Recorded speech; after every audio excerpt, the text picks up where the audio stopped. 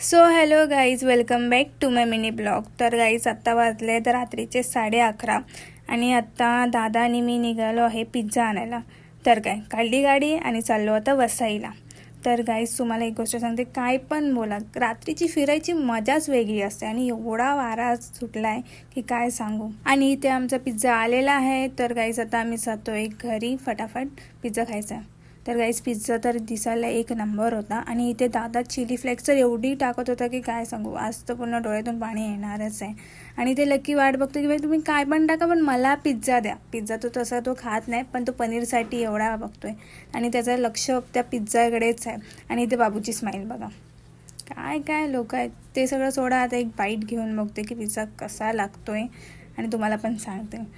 तर माझ्याने काय ती वाईट येतच नव्हती, पण एक नंबर होता पिझ्झा, खरं सांगते. आणि आता बाबूची रिएक्शन बघा. कसं घरात मस्त.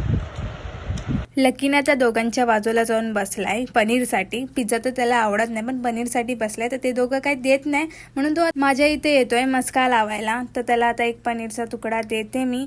सो गाईज, अशी होती आमची आजची पिझ्झा पार्टी. तर तुम्हाला आवडली असेल तर लाईक करायला विसरू नका. Bye bye.